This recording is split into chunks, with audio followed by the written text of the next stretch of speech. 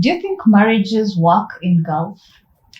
It's a yes You or no. being in Doha, you being a married man, what's your take on that? It's a yes or no answer. And I will tell you, yes, it works if you want it to work. Good afternoon, guys. Good day from wherever you're watching me. This is Stephanie Macharia from We Talk Show. Today we have another one hot. I am here with our guest speaker. He will be talking about various discussions that we all experience in our lives. His name is Mr. Juba David. He's a family man. He's a businessman, travel consultant. He's a HSC manager. He has a lot of caps that he's putting on. So we're gonna give him time to explain himself and also introduce himself. Welcome, Mr. Juba. Thank you for having me. That family man caught me off guard. Well, you're right. If you don't like boring podcasts but still want motivation and relationship advice, then you'll love the We Talk Show. Every week, the We Talk Show dives deep into career journeys, motivation hacks, and heartfelt relationship stories. Welcome on board, Mr. Juba David. We're so happy and excited to have you today. Thank you for having me. So tell us your name, tell our viewers your name, where you come from, how long you've been here, what you do. Tell us more about yourself. All right, thank you. My name is Juba David, shortly. And I'm an HSC manager. I work with a reputable company here in Doha, Qatar. And I'm a travel consultant and also a life coach. I'm an investor and a business advisor. All right. So I've been here in Middle East, Qatar to be precise, for over a decade. Yeah. Over a decade. Yeah, it's good. Yeah. 10 years, 11 years, 12 years. Yeah. Oh, that's nice. That's very good. So it's been wonderful. So we have a lot to unload today. We have about, you said you're traveling consultant, you're a marriage counselor or relationships, let me say coach. Yeah.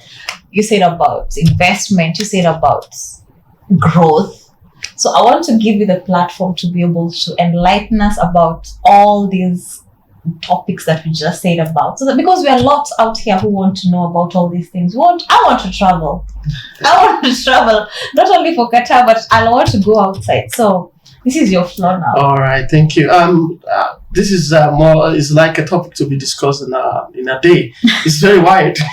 We're talking about growth. We're talking about lifestyle and marriage. We're talking about traveling and also investment and business plan, and all of this boils down to growth. Exactly. Yeah. So having been involved, as a man or a woman, we all are clamor for growth. True. We want to grow. Yeah. We don't want to remain stagnant. Oh yes. All right. So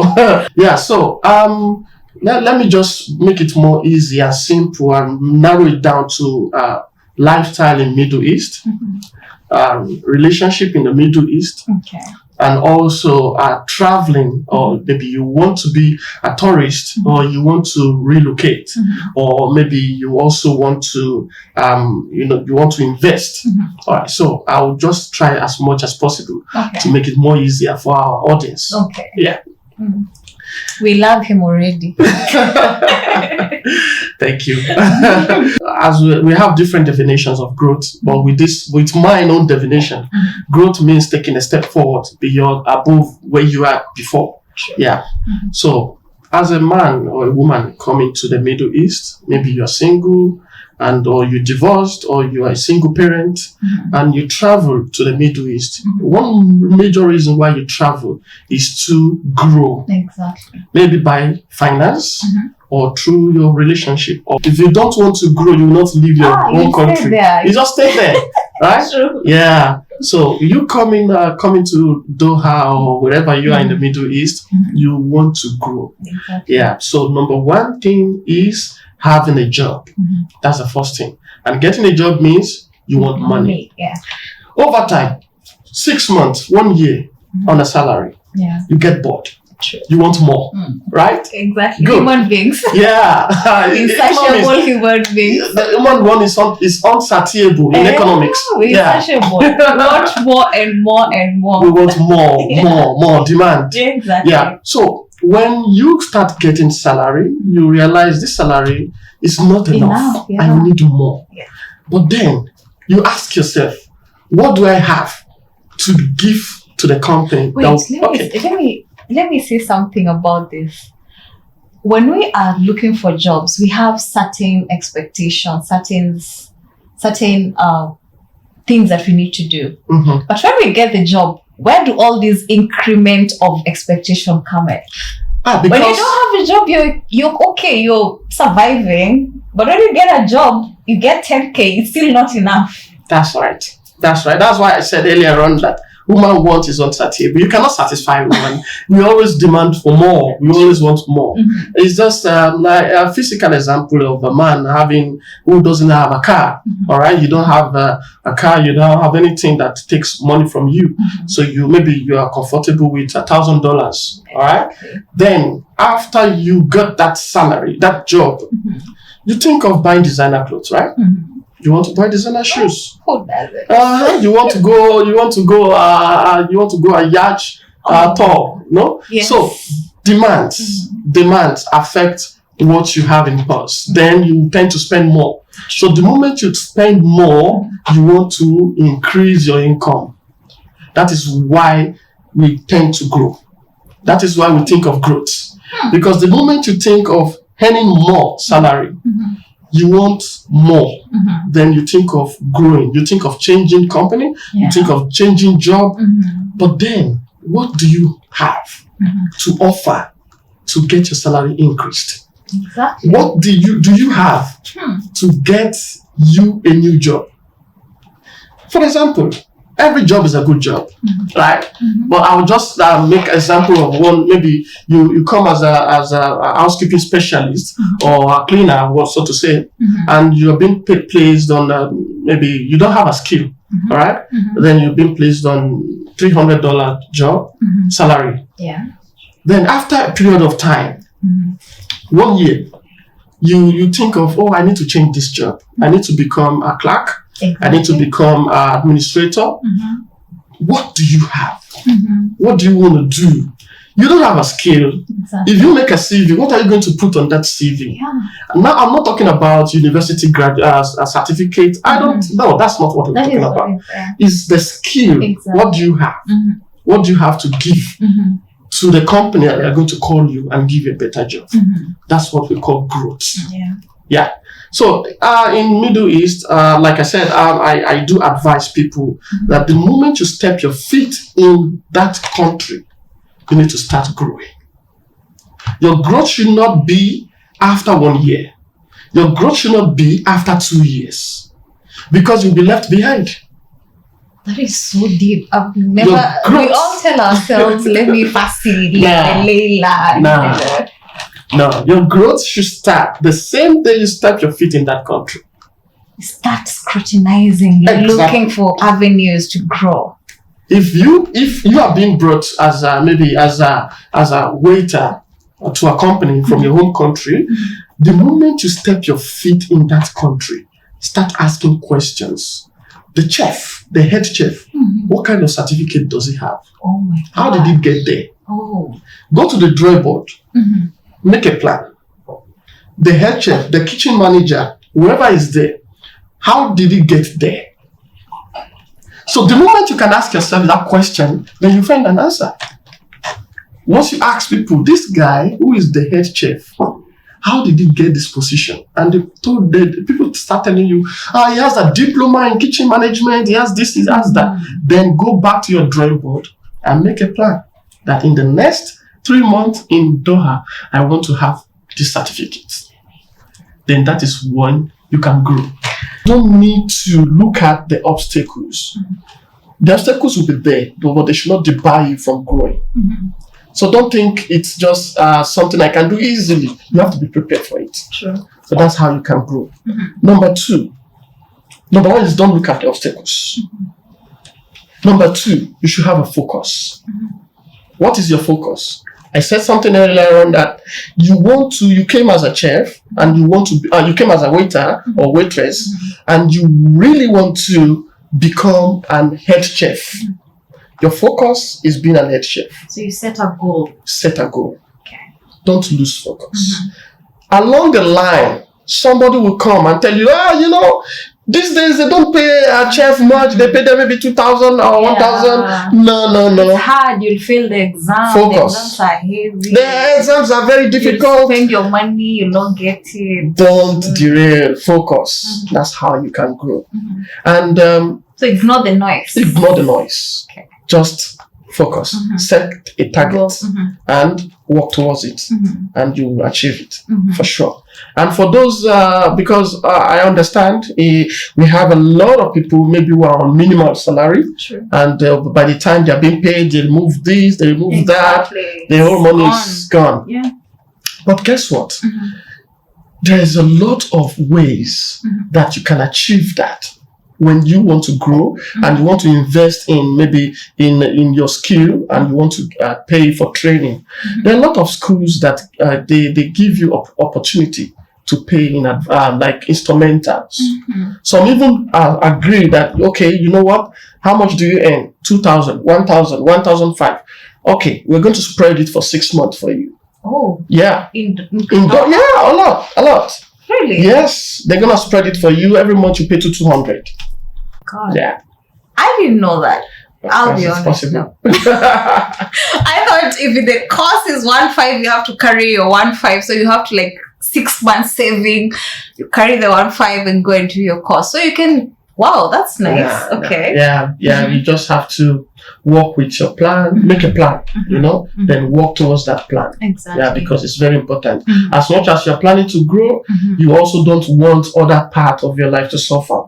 Like maybe your family, your kids back home, also you need to invest in their life. So that's why I said plan is very important when you're working on the growth. Yeah.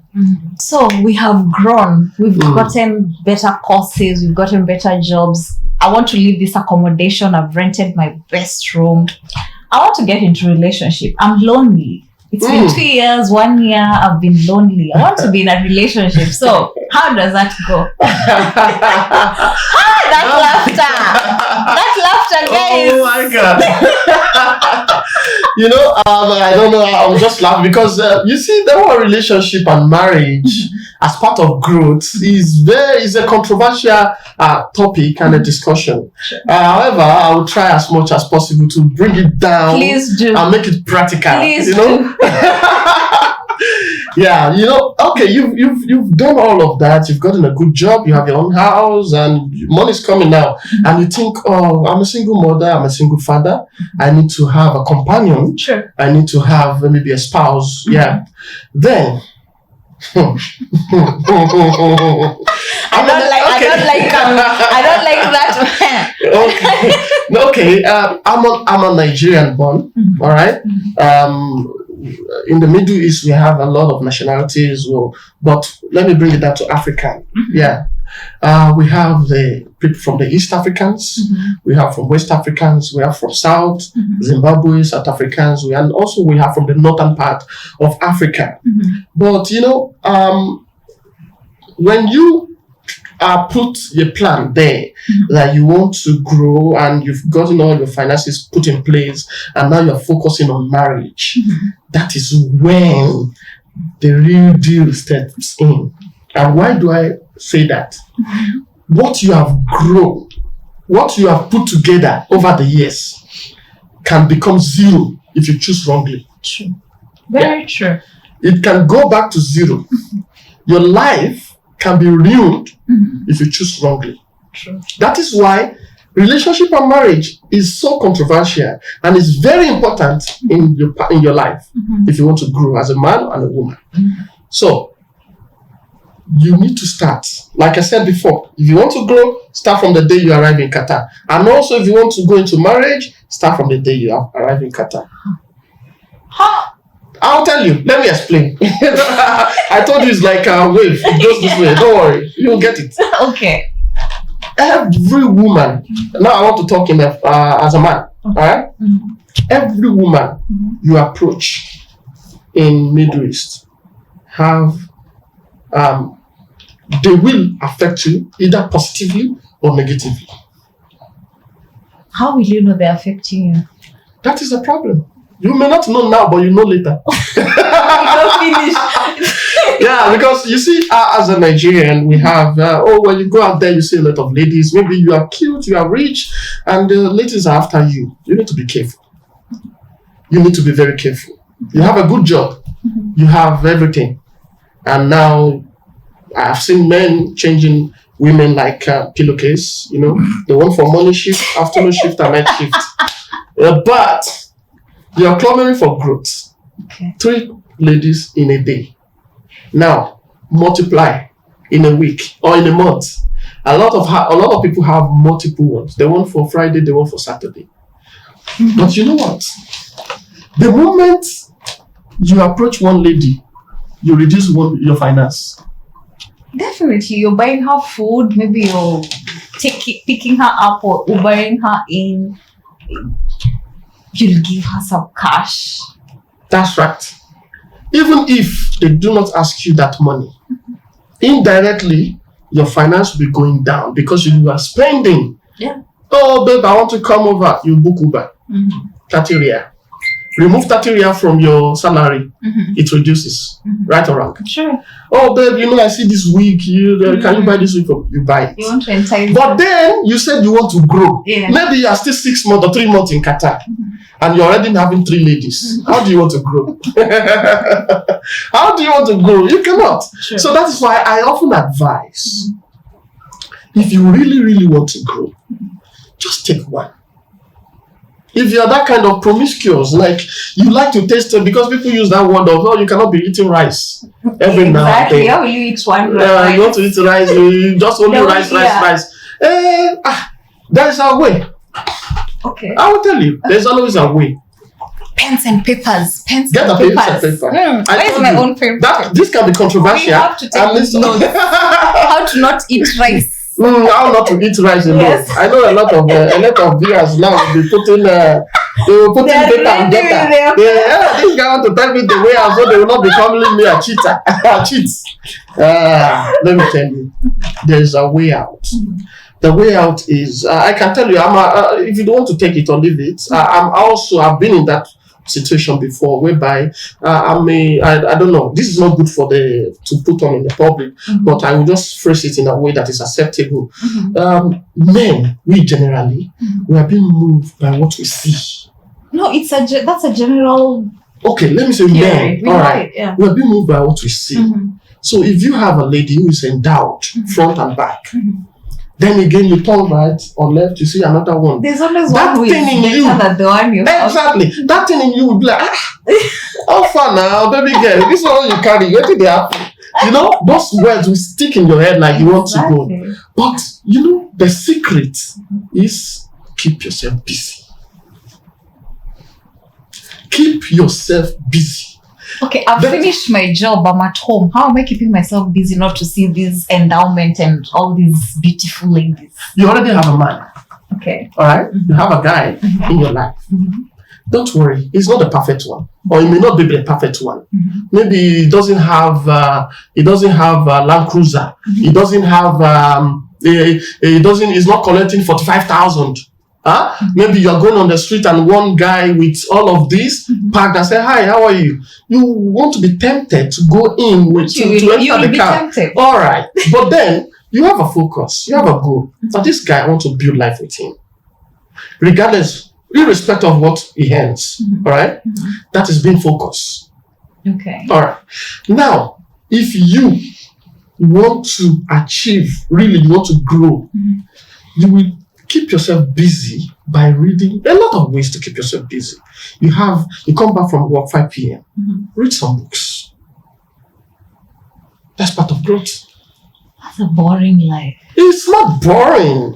Let me tell you. They're having a party somewhere. You're telling me to sit in my house, read a book? Okay. Where there'll be beautiful ladies. Can I tell you that when it comes to vibe, partying, clubbing, I've been there. All right? But the moment I told you in the beginning, I said, if you really want to grow, you have to count the cost. And one of the costs is you have to cut something off. The moment I step out and I'm going to that club, by the time I'm leaving that club, not even leaving, the moment I step in that club and I hear the music, boo, boo, boo, boo, boo, I remove my ATM. Yeah. 300 riyal. True. After 1 hour, I look at the table, the drink is going down, I swipe again. By the time it is 2 a.m., when the DJ stopped the music, and I look at the amount popping up on my phone, 1,500. Don't go. Now, when I come back home, I start sitting down, hey, 1,500. Maybe you got someone beautiful to come home with. No, it's just for the drink and just for the fun. And you lose 1,500. Now, if you put that 1,500 in your relationship, if you invest it in that your relationship, you can enjoy more with that guy. How? You can book a travel trip. Call your spouse or call your boyfriend or your girlfriend. Tell her, you know what, baby girl, let's go to Georgia. How much is the ticket? Book ahead. Plan yourself. But wait, I disagree to agree. Most men, especially here in Doha, they want there's you who is the home keeper. You come, clean, cook. But there's that one who he can take to those kind of vacations. So you're here down. I'm with my guy. I'm down with my guy. But he can never take you out. He can never take you to all these vacations or to even trips or even in local environment. Okay. You stay home. When are you coming around? Then he'll tell you, babe, I'm coming. Let me go see my friend. He knows where he's going. He's already planned for a movie at City Center. He's taking the other one. Okay. So why didn't you take this? And this one has been down for you. So you see, this relationship thing is that's why I said it's complicated, and it's really, really complicated.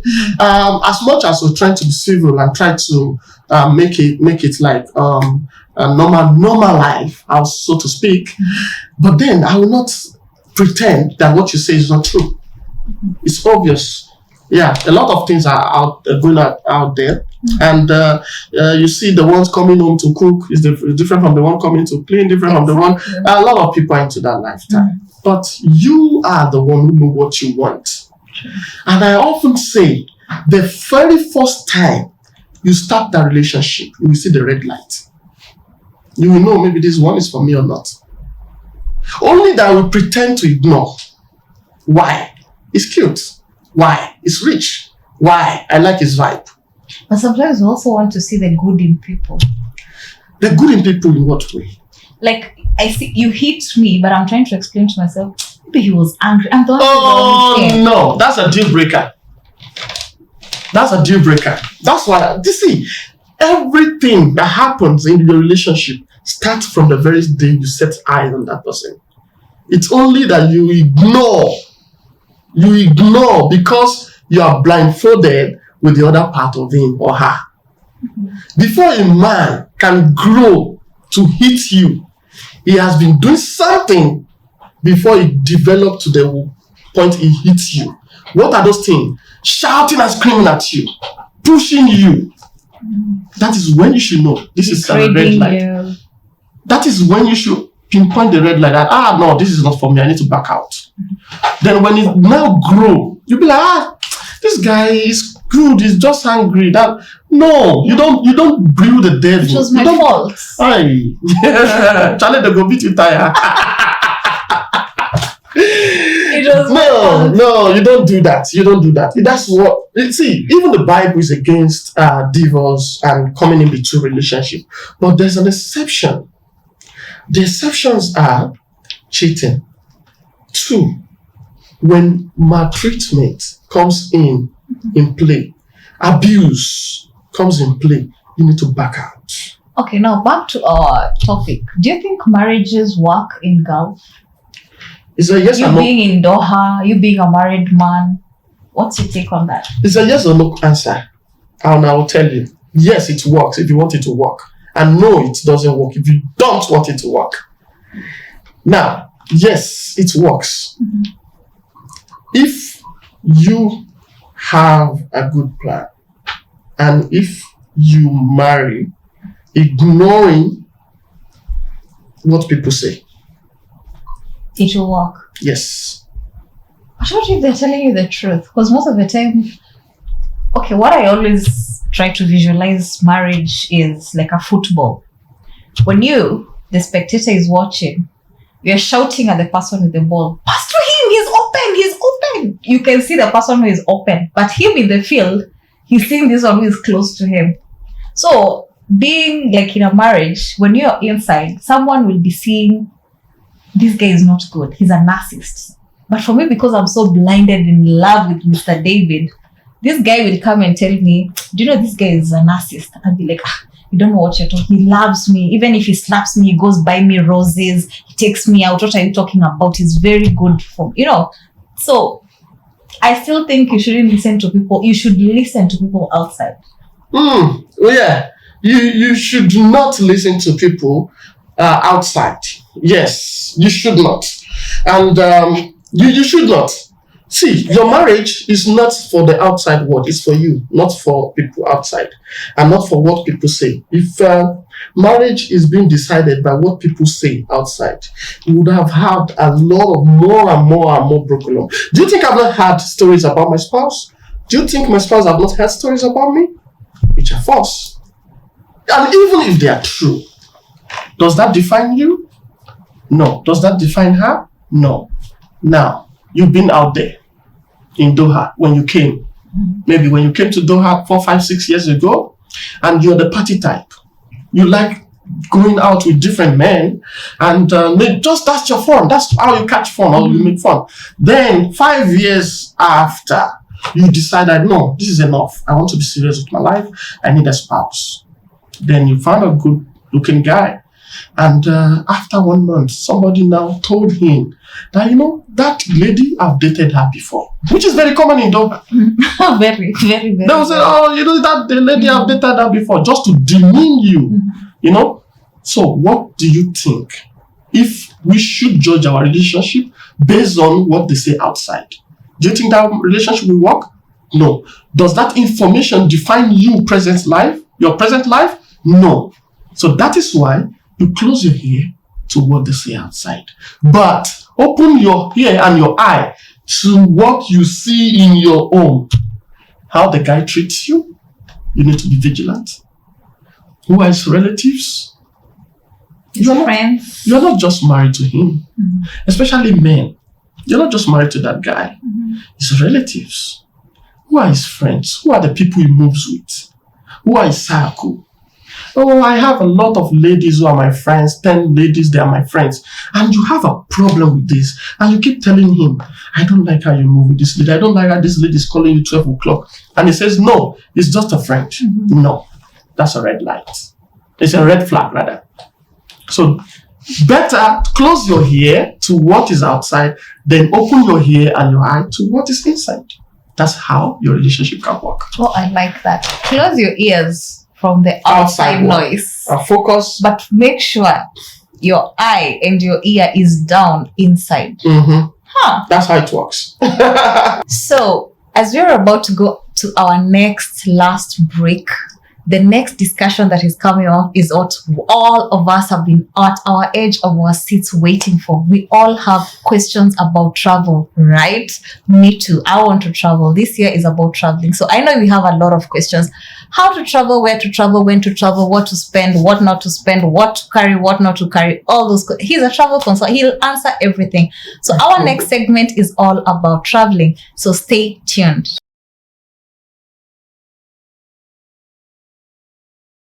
Oh, I was packing my bags looking for my passport because we are about to take off. We are already at the airport. Our travel consultant is just about to tell us all about traveling, what we need to do, where to go, how much, everything we need to know, all the questions you have. He got us, and it's now. Take us. All right. Let us travel. We're ready. Let us fly. Yes, let's fly. Fly us away. Okay, all right. So, for traveling, as part of growth as well, as we speak, as we've been talking about, we talk about marriage, how to get my spouse and how to ignore the outside world.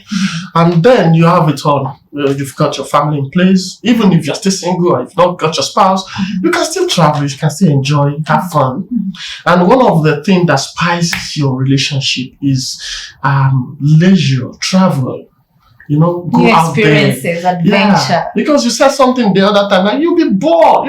I said read books. Yeah. I said you'll be bored. Then channel that money to traveling. Yeah.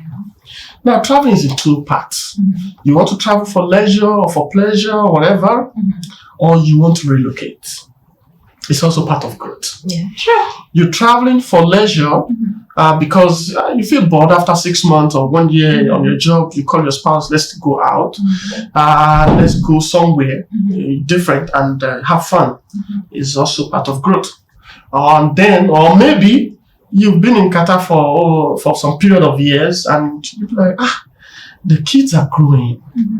My company does not cover the fees. And we all know how much you had to pay school fees in the Middle East. Don't even go there. Yeah. So now it's time for you to, think of something better. Where is the country that can, that can cover for all of this? Stability. Exactly. Yeah. So then that's when you can think of travel and how to plan. But For first, relocation. First, I'll talk about the leisure or pleasure for traveling. People, when you talk of traveling, people often believe that it is only when you fly in the airplane and that is traveling. No, Exactly. that's not true. Yeah, you by moving from one place to another is also traveling. So if I move from my kitchen to my bedroom, I've traveled. Definitely. Oh, I've just traveled. But then on a serious note, if you want to enjoy, like maybe your family, you're getting bored, you're just on the four wall of your house, and you really want to spice up your relationship, you can pick a country. If you don't have money for that country, you can pick a location in the Middle East. Local. You can also, if you don't have money for maybe you want to go Bahrain or Dubai or whatever, you can also pick something here in Doha. Let's say Doha. Inside. And where are those places? There's a highland. All right? There's what's it called? Banana Island. You can just pick your bag, call your spouse. You know what? Let's go weekend in Banana Island. It's part of traveling. True. Good. Then That's the change of scenery. Change of location.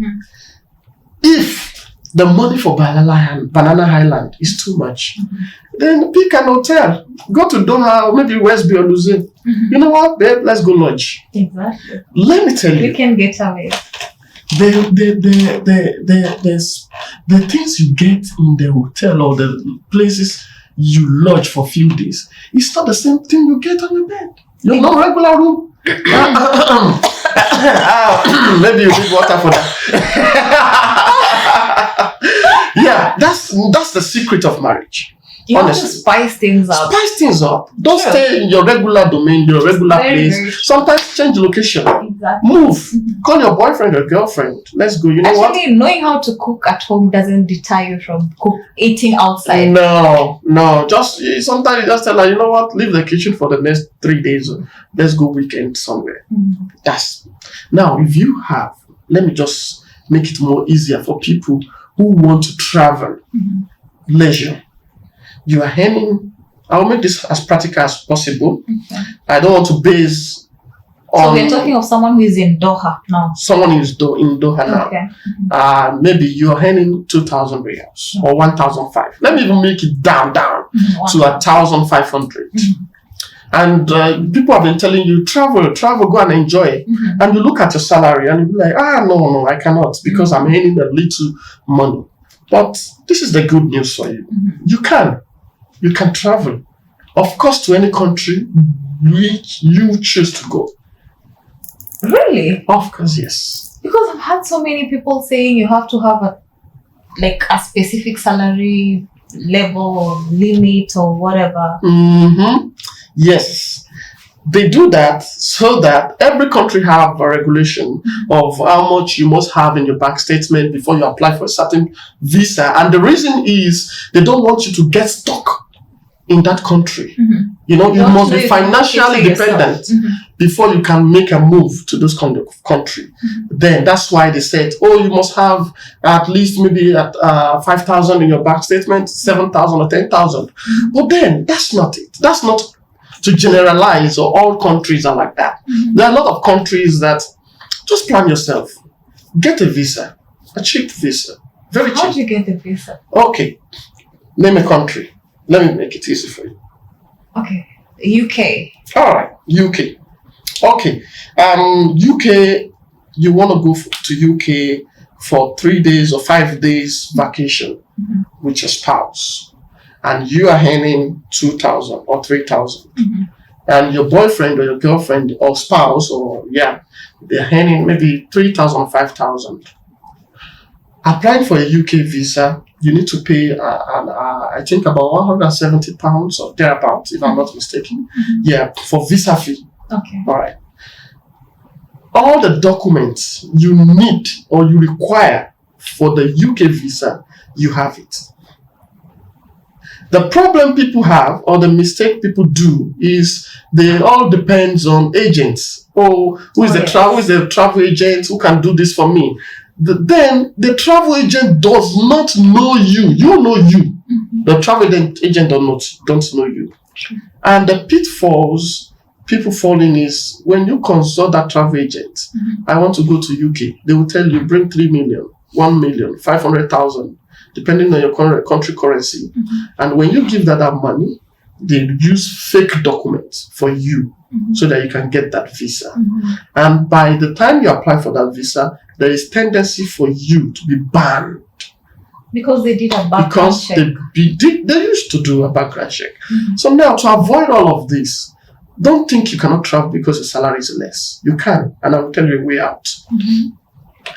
If you are earning 2,000 and your spouse is earning 2,000 or 3,000, you can combine a joint bank statement and apply. You can use your own country bank statement combined with your Qatar salary and apply.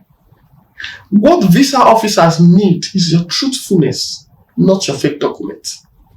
They want to see that realness in you. A budget of 6,000 or 7,000. Right now, pounds is about 5.0 or 5.1.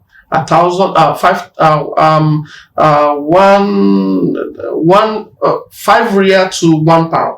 Okay. All right. So now let's say you have 5,000 riyals and you're going to the UK. That's £1,000. 5,000 riyal, £1,000, and you're going to UK. You have your spouse bank statement, you have your own bank statement, and you have your own country bank statement. So then bring those bank statements together, and what do? Go online, put it there, www.ukgov or gov.uk, visiting visa. Once you put in the website, it will bring the portal where you can start the visa application. Once you click the visa application, it's very simple. Your name, your birth date, your passport number, how many days you want to spend in the UK, how many days are you coming back. Now, if you have that less amount of money, you need to reduce your time you're going to spend in the UK. But if you have 7,000, 8,000, and you said you want to spend 1 month, automatically you'll be refused. It doesn't even add up. It doesn't add up because UK expects you. They know that in 1 day you'll be spending at least a minimum of maybe £200. All right. Yeah. So when they do the calculation compared to your bank statement you submitted, it doesn't work. So if you reduce your time you're going to spend in the UK to maybe 3 days or 5 days, and you have made a budget that in a day I'm spending £200, or in a day I'm spending £100. So when they bring all of this together, it makes your bank statement more meaningful, easiest way to travel, and you will not be limited because of the money or the salary you earn. So just pick a country. Let me make an explanation of how the visa works, how you can apply for those visa, and how you can travel without limit or little money you have. Just pick a country. Okay, let's say UK. Okay, UK, that's United Kingdom. Yeah. You want to go for visit or for leisure, and let's say you have 3,000 salary. Yes. And your spouse also earns maybe. Let's say you're even single. You don't have a let's say spouse. you're single. All right. Now, if you are single, because maybe a lot of people don't have a spouse, understand. So let's say you're single and you're earning maybe 3,000, and you want to go to UK on a visit. one thing I would say is you need to reduce your budget plan. Okay. All right. Let me just list the documents you're going to provide before I explain how it works.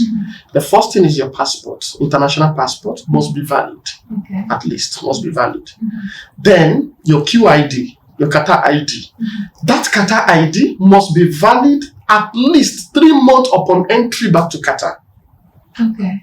Means if you're applying to go to UK, your ID, maybe you plan that you're traveling next month, July, we're in June and you're traveling July. All right. So you calculate July, August, September. So your ID should still have October expiry. You understand? So don't take an ID that is going to expire by August and you say, oh, let me just quickly go before my ID expires. They're going to refuse you. Your ID should be 3 months. After you come back, there should still be 3 months. All right. That's number one. Then you have the passport, you have the QID. The company you're working with should give you a letter stating the date you're traveling, the amount you earn, and what is your role in the company. So they will state it in that letter that dear so UK VI Qatar, so person is traveling to UK. He has been working with us for a period of time. They will mention the year, and every company have that format, and they will state how much you earn. Then they will give you that letter, signed and stamped by them. They will issue that letter to you. Then you yourself, you will now make a travel plan. This is where a lot of people are being refused visa. UK embassy does not do interview. They don't call you for interview. In Middle East, I don't know about other countries, but majorly in Middle East, they don't do interview. So when they receive your document, they want you to explain to them in details, what are your plans? What are your goals? Where are you traveling? How long are you going for? How much are you going to spend in the UK? Where are the places you want to go? The form you are filling online is not going to contain all of those informations. So that is why you yourself, you need to make a travel plan. We call it travel plan. And what does it entail? Your name, the date you're traveling. Is it on their website, or where do you get this travel plan? It's not on by yourself. By yourself. There's no standard format for that. Okay. So you just write your own plan. Your own plan. Just put it on a plain sheet of paper. Explain in any way you want to explain. There's no standard format for that. So you explain on so date, on June 30th, I will be arriving at Heathrow Airport, or on July 1st, I'll be lodging in this hotel. On day 3, I'll be visiting Museum of Art, this. I'll be going to watch Manchester United match. And this is the ticket. I bought the ticket already. We reference that. So you make those plans. And to make it more easier, you can state how much you want to be spending on those. On each travel. Each trip. Or each tour you make. All right? Your itinerary. Exactly. Your itineraries. So once you have those plans, when the visa officer sees that, they already know that you're prepared to travel. You already have a plan. Nobody tells anybody this. Nobody will tell you the secret. You fill the application forms and you submit. No. They want more. They want you to explain to them how you're going to spend this 5,000 you have in your account. Because when they automatically assume that you're spending 5 days, they don't know what you're going to do for that 5 days. So they will judge you based on their own perspective. They don't know what you want to do. So if you bring a 5,000 real statement, you need to explain, how do you want to spend this 5,000 real? It should be meaningful though. Don't tell me you'll be going to watch Manchester United match and you'll be traveling to London to Manchester and you say you want to spend £50. Yeah, true. Yeah, so you should make it meaningful to them. You should do your own research. Exactly. So aside from the travel plan, you also have to get your ticket reservation. Don't pay yet. You can book that online. Just reservation. You should also do the air ticket, flight ticket reservation. Don't pay. There are a lot of agencies who can do that for you. Then you fill the visa form online. All right. So once you fill the visa form online, all of these documents plus insurance You have to do travel insurance. So all of these documents put together, go online, fill the form, attach those documents online. Once you attach, there's a space. After you finish filling the form, attach all the documents. Once you attach, pay the visa fee and book appointment for biometrics. So once you do all of this, then your visa will be approved. Actually, it makes sense. If I'm the visa guy, I'll definitely give you if you've done all that. So it's just as simple as that. But a lot of agents will confuse you, like, bring 1 million to 5 million. No, and at the end of the day, they use fake documents for you, and then you have the risk of being banned. They realize you're using fake document, you might be restricted from never applying to UK or to any other country again. So that is why I often advise people, do your research. Check the visa information is online. Check the requirements. You can meet it. So don't limit because I have less salary, I cannot travel. No. It depends on your explanation on that paper. That's what matters. It's not the bank statement. However, there are a lot of people making this mistake of somebody said, 10,000 or 15,000 reals should be in my bank statement.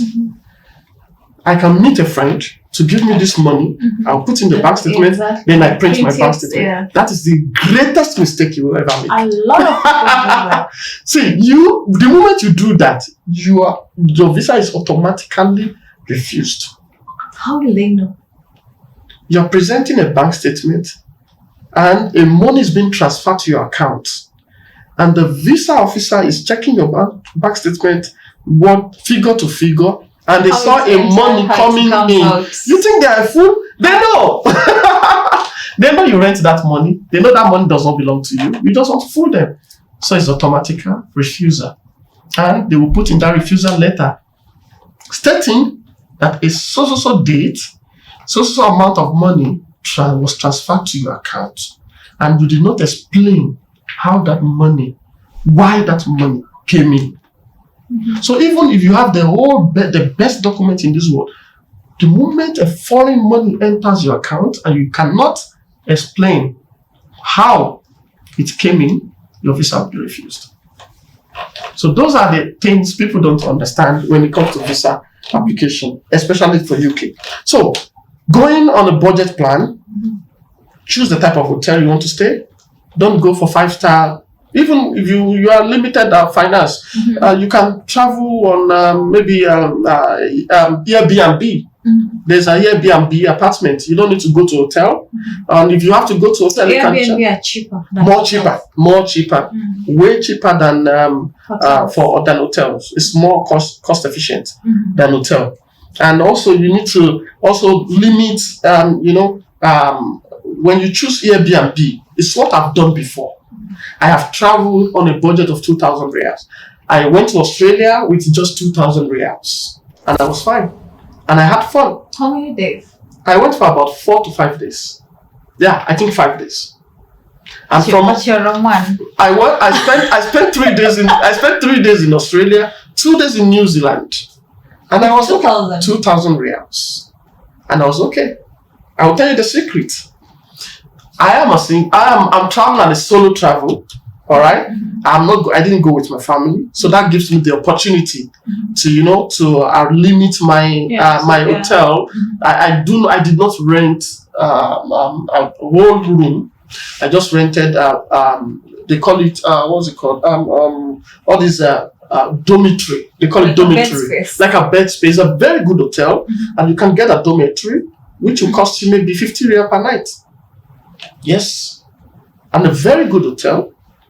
Yeah, although some dormitory are mixed, you stay with even female. All right. So getting that dormitory, the next day that very night, I went to a club. I had fun. I drank. I came back to my dormitory. I sleep. The next day, I woke up. So when you are on a budget plan, a budget travel, you reduce some things. Sure. Number one. And you're able to keep in track. You cannot go. The first thing I cut off Uber. I'm in Australia now. If I book Uber, maybe Uber will charge me $100. So how are you traveling from point A to point B? Point A to point B. My word, leg this. And it's fun because everywhere is a tourist attraction. Everywhere is just anyway, fun. it's true. You're going looking at buildings, taking pictures, videos. So you can go with your leg. You can buy a train ticket. It's also an exploration. Exactly. I bought a train ticket. Mm. Train ticket is very cheap. You can use the train from point A to point B. There are some times I don't even use the train ticket because I want to explore. I want to walk around. Mm-hmm. I want to take pictures, memories, So don't let your finance limit your leisure, limit your traveling. I have done it. It has worked for me. It doesn't mean until I had 10,000, that's when I can travel. No. Many people that's what our notion is. No. If you're a single woman, you with 3,000 riyal, you can travel for 3-5 days and you'll be fine. Yes. That is 3,000 exempting the visa fee, the outside the visa fee. No, visa is very cheap. Okay. Visa is one of the cheapest thing. I've never seen visa fee that goes up to 1,000 riyal. I've never seen. Mm-hmm. Only I think US visa now is around 700 riyal thereabout. Mm-hmm. I've never seen visa fee that skyrockets to 1,500 or 2,000. Mm-hmm. I've never seen. Okay. Yeah. So aside the visa fee, 3,000 riyal, you're good to go. So ticket and you booked your hotel apart from the 3K, or the 3K is inclusive of the ticket and... No. Mm-hmm. No. Your so ticket let's say I'm planning for this vacation, let's say this month ending. Mm-hmm. How much am I supposed to put aside? 3,000, is it the cash that I'm to carry, or is it... Depends on the country you're going. Mm-hmm. If you cannot go with 3,000 to New York. Your ticket, the ticket from Doha to New York is about 6,000 riyals. Yeah, so you cannot do budget planning with that. Mm-hmm. All right. Mm-hmm. So going there, even me that I'm not rich, but at least I do not go from Doha to US. I have to go to UK, visit the family, then I've traveled from UK to US because the ticket from UK to US is more cheaper.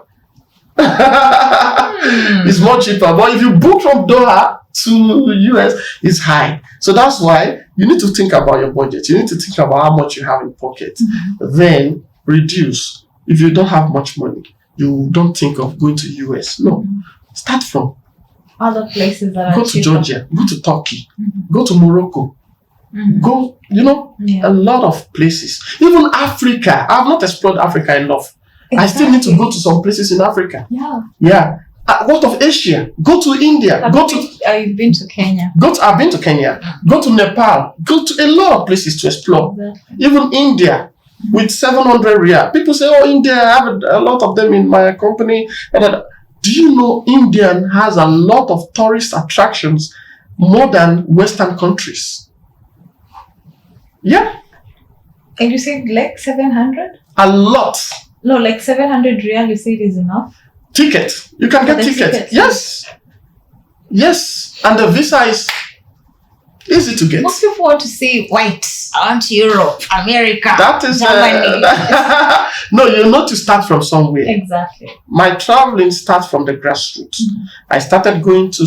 No, I don't call them smaller countries, but I started going to countries that are cost efficient before I developed to going outside to Europe, to Germany, to Netherlands, to Australia, to New Zealand, to US. You start from little. Irrespective of the salary you earn, you can travel. If you have difficulties, you can reach out. But there's one thing that has made so many people to lose the opportunity to travel, because travel history. You've been told by people, you hear from people, you go to the consulate themselves, they'll ask you, like, what other countries have you visited? And you're like, nothing. You just hear they say, you're ineligible to travel. So, okay, I think that is most common with US visa, because that's been asked during US interview. All right. I do say it's a mystery visa. And why do I call it a mystery visa is nobody can say exactly that if you follow this pathway, you get approved. There are a lot of people who have travel history, numerous places they've been to, and they've been refused. Yes. And there are a lot of people who have zero travel history and they're being approved. That's why I call it a mystery visa. And that is why I will tell you, travel history does not justify your refusal. What justifies your refusal? I'll tell you. The moment you yourself can sit down and analyze yourself that if I vet myself, will I come back? That is the point. That is the point. The moment you're being truthful to yourself and be like, this US, let me just go and have fun. Let me just go. When you use that mindset to go to the interview, you will be approved. That's just the secret. But if you have that mindset of, hey, if I get this visa, I'm not going to come back, they will refuse you. So it's spiritual, that's what you're talking about. It's not spiritual, it's psychology. Really. Because... No, but going with that, you have the confidence. You go, if I get this visa, I'm not coming back. You have the confidence. But this one, you're like, What is that confidence in you? The confidence in you is that you have rehearsed. You have practiced. You've gone with some document which are not your documents. And the visa officer has less than 2 minutes to know that you are false or right or true. Alright? So US visa, people say, travel. Okay, travel history helps. It do help a lot. But it's not the main reason why your visa will be approved. The only thing that makes your visa to be approved is, what is that thing that this visa officer, we see in my application and we know and believe that I will come back. Home ties. Home ties is wide. What is that thing? Even if it is one, what is that thing that will make this man believe, or that woman, or that interviewer to believe that I will come back to Doha? What is that thing? Maybe your job. And that job, how long have you been on that job and how much is your salary?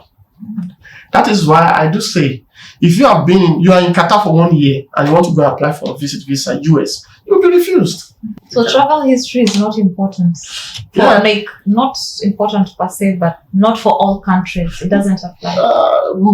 I can say yes and no, because travel history helps boost your immigration plan, and also at the same time, travel history should not limit you from applying. Provided you have a good salary, you have a good job, you can waive the aspect of the travel history. Because especially in US interview, they look at how long have you been on the job, how much are you earning. That can give them the mind that this person will go and come back, because she has been working with this company for 5 years and she's earning a high salary. But if you know your budget, maybe your salary is 3,000 and you want to go for that kind of interview, you should have a very good travel history. So you can leverage that to prove to them that you go and you have gone and come back. So you can win their trust that no matter what, I can go and come back. Maybe you've been to 10, 16, 15 countries. You can leverage that. Let them know. Put it in your visa information, maybe the visa application. And when they ask you, because they're going to ask you, where have you visited? Just tell them those places so it can help. I know it's Eid and I've kept you for so long. I'm going to ask you the last question, I promise. I know you have places to go, places to visit, being an Eid holiday. So the last question I want us to just summarize and conclude on, how can someone be really successful especially being in Gulf or abroad, traveling, growing in career, as a summary of what we've discussed today? It's just the word focus. Focus. And you will fail. Everybody will fail. But don't let failure debar you from succeeding. I've visited about 18 countries, more than 18 countries if I don't lose count. And I can tell you, I've failed. I have failed a lot. I have been refused visas a lot of time. If you don't lose hope. Never. I can tell you, even US visa, I've been refused multiple times, but I never give up. I said, this US visa, I will get it. And at the end of the day, I got it. So don't let failure debar you. A lot of people have applied for Canada visa, refused, US visa, refused, and they say, I'm tired, I cannot. No. When you give up, you lose it. Okay, another just a quick question, and maybe it will also reflect in our next conversation is when people are denied visa, the consulate does not really tell you the reason they denied you. So as you're leaving, you don't even know why they denied you the visa. Most people don't know. As you're leaving that place, that window, you don't know if is it because of my salary, is it because of my travel history, is it because of how I looked, is it because of how I answered the question, is it because I stammered, I did not. Okay. So many things. All right. That's only particular to US. Other countries will state. UK refusal will be stated. Canada refusal will be stated. The reason why you're being refused. They will go exactly and pinpoint the place where the error comes in. But US give a general. I think I don't know. Maybe it's 21B whatever. But I cannot recollect exactly that paper. B1, B2. No, B1, B2 visit visa, but the refuser. I can't recollect exactly, but in that refusal, they will state that you are not qualified for this visa at this moment. You have the right to apply, but you don't have the right to appeal. All right. The meaning of that means they are not satisfied with what you've tendered. But now the problem is you don't know what is the issue. That is when you need a visa consultant, not a visa agent. Consultant. A visa consultant. And what would a visa consultant do? They will ask you, send me the form you fill and send me your information. And I need to know what they ask you and how did you respond. US visa is the easiest visa to receive and it's the most difficult visa as well. Let us end it there so that we can leave our viewers with the suspense of how to get these visas. So thank you so much guys for having us, and Mr. Juba, we really appreciate your time. We are really enlightened, as I think by now we know what we didn't know as we began this interview. So really appreciate your time, you being here with us. We'll host you again and again because we need to know more about the visa. There is like the moving. Some people want there to are a lot of hidden secret there, which hidden secret. We need to know these secrets. So thank you so much, guys, for watching. Please stay tuned, and thank you, and God bless.